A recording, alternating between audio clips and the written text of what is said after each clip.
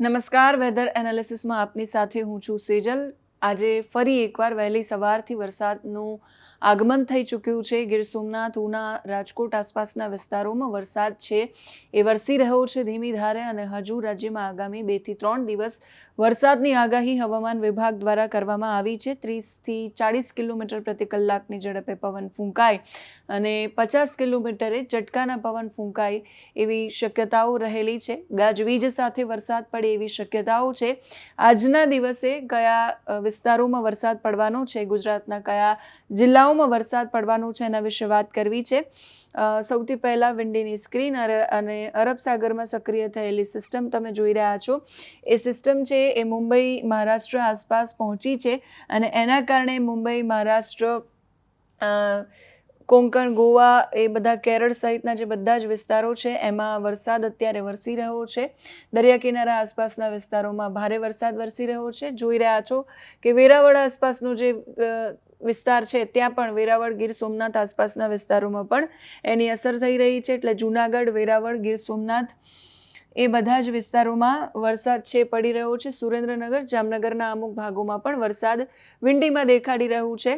એની સાથે સાથે ભાણવડ, પોરબંદર સુધીના વિસ્તારોમાં વરસાદ, ગોંડલ, જસદણ, રાજકોટ, ચોટીલા, બોટાદના પણ અમુક વિસ્તારોમાં વરસાદ છે. ખંભાત આસપાસના વિસ્તારોમાં, ખંભાત, આણંદ આસપાસના વિસ્તારોમાં પણ વરસાદ છે. ધોળકામાં, ભાવનગરમાં પણ વરસાદ છે. ભરૂચમાં પણ વરસાદ છે. આમોદમાં વરસાદ દેખાડી રહ્યા છે.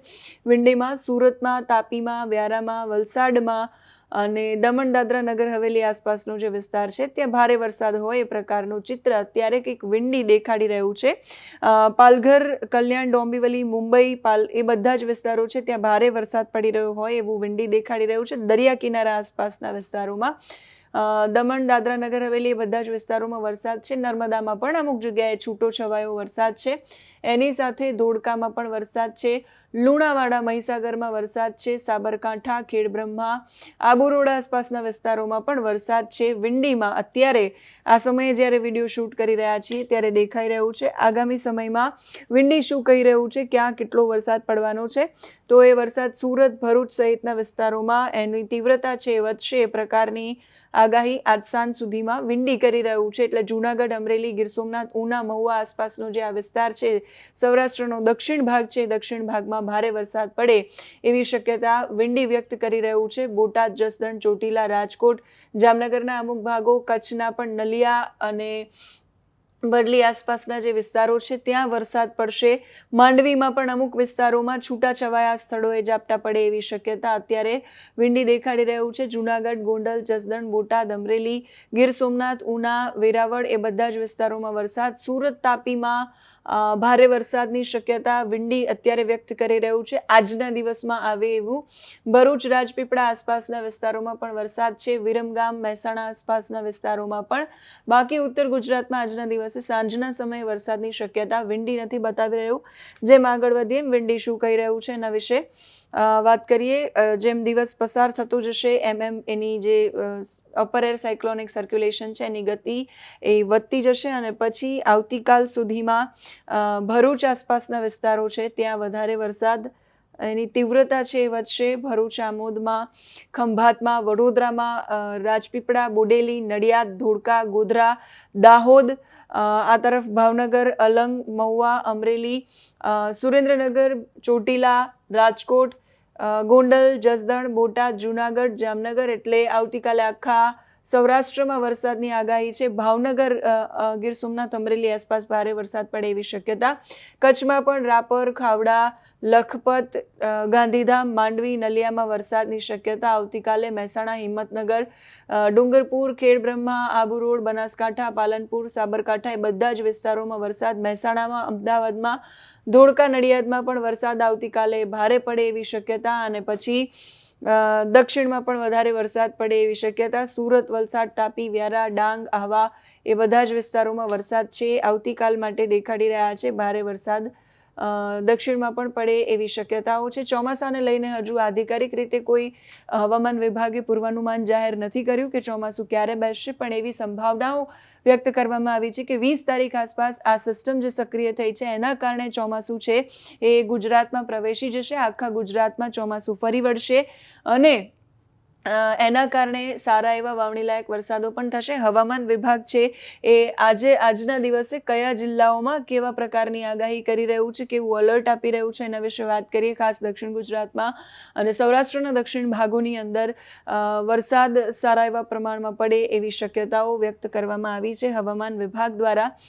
હવામાન વિભાગની આ પ્રેસ નોટ ઓફિશિયલ અને હવામાન વિભાગ દ્વારા શું માહિતી જાહેર કરવામાં આવી છે એ પણ જોઈ લઈએ.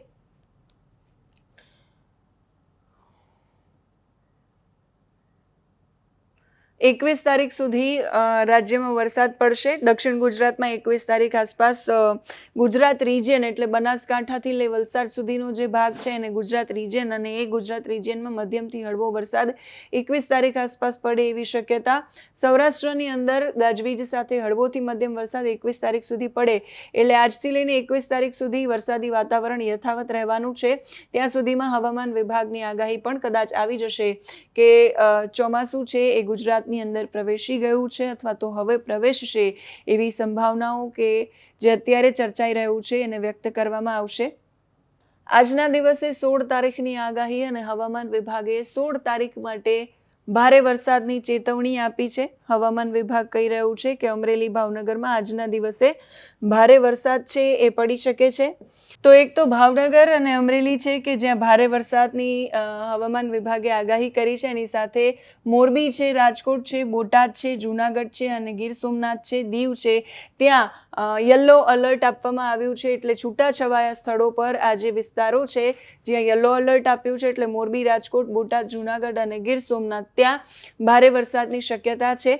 આ સિવાય દક્ષિણ ગુજરાતમાં વલસાડ, દમણ, દાદરા નગર હવેલી, નવસારી, ડાંગ, તાપી, સુરત અને ભરૂચ ત્યાં હવામાન વિભાગે ઓરેન્જ એલર્ટ આપ્યું છે. એટલે ત્યાં અતિ ભારે વરસાદની શક્યતા છૂટાછવાયા સ્થળો પર હવામાન વિભાગે વ્યક્ત કરી છે. એટલે ત્યાં ગાજવીજ સાથે વરસાદ પડી શકે એ પ્રકારની શક્યતાઓ છે. એની સાથે નર્મદા, છોટાઉદેપુર, વડોદરા, આણંદ અને અરવલ્લી, સાબરકાંઠામાં પણ હવામાન વિભાગે આજના દિવસે ભારે વરસાદ પડે એવી શક્યતા વ્યક્ત કરી છે.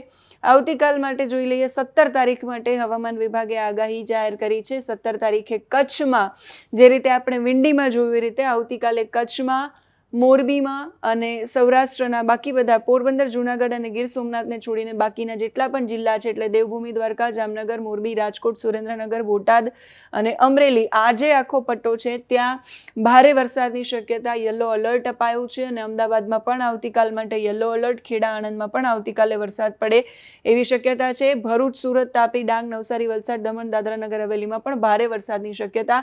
ભાવનગર એકમાત્ર એવો જિલ્લો છે કે જ્યાં આવતીકાલે અતિ ભારે વરસાદ પડવાની શક્યતા 17 તારીખ માટે હવામાન વિભાગે વ્યક્ત કરી છે. 18 તારીખમાં કચ્છ, જામનગર, દેવભૂમિ, દ્વારકા અને પોરબંદર આ જિલ્લાઓ છે ત્યાં ભારે વરસાદની શક્યતા. અને દક્ષિણ ગુજરાતમાં સુરત, તાપી, ડાંગ, નવસારી, વલસાડમાં ભારે વરસાદની શક્યતા હવામાન વિભાગે વ્યક્ત કરી છે. લાંબા ગાળાનું પૂર્વાનુમાન છે. જેમ પરિવર્તન અને અપડેટ્સ હવામાન વિભાગ કરતું રહેશે એમ તમારા સુધી પહોંચાડતા રહીશું. 19 તારીખની આગાહી દક્ષિણ ગુજરાતમાં ભરૂચથી લઈ અને વલસાડ સુધી ભારે વરસાદની શક્યતા અને સૌરાષ્ટ્રમાં ગીર સોમનાથ, અમરેલી, ભાવનગરમાં ભારે વરસાદની શક્યતા. યલો અલર્ટ ત્યાં અપાયું છે. અને 20 તારીખે માત્ર દક્ષિણ ગુજરાતમાં એટલે ગુજરાતના બાકી વિસ્તારોમાં વરસાદ પડશે ખરા પણ એ છૂટો છવાયો વરસાદ પડશે. ત્યાં કોઈ અલર્ટ આપવામાં નથી આવ્યું. એની સાથે દક્ષિણ ગુજરાતમાં અલર્ટ છે સુરત, તાપી, નવસારી, વલસાડ, ડાંગ અને દમણ, દાદરા નગર હવેલીમાં 20 તારીખ માટેનું આ અલર્ટ છે. અને 21 તારીખે હવામાન વિભાગે નવસારી, વલસાડ, દમણ અને દાદરા નગર હવેલીમાં યલો અલર્ટ આપ્યું છે. એટલે એ જિલ્લાઓમાં ભારે વરસાદની શક્યતા છે. એની સાથે સાથે હવામાન વિભાગે આગાહી કરી છે કે ક્યાં સુધી કયા જિલ્લાઓમાં વરસાદ પડતો રહેશે. તો ઓલમોસ્ટ 16 તારીખ એટલે આજનો દિવસ અને આવતીકાલનો દિવસ છે મેઘગર્જનાની ચેતવણી પણ આપી છે. એટલે ગાજવીજ સાથે જ્યાં વરસાદ પડશે ત્યાં ગાજવીજ સાથે પડવાની પણ શક્યતા છે. 21 તારીખ સુધી રાજ્યના છૂટાછવાયા વિસ્તારોમાં વરસાદ છે યથાવત રહેશે એવી આગાહી હવામાન વિભાગ દ્વારા કરવામાં આવી છે. જે પણ અપડેટ્સ હવામાન વિભાગ આપતું રહેશે, હવામાન નિષ્ણાંતો આપતા રહેશે એ તમારા સુધી પહોંચાડતા રહીશું. અત્યારે આ વિડીયોમાં બસ આટલું જ. નમસ્કાર.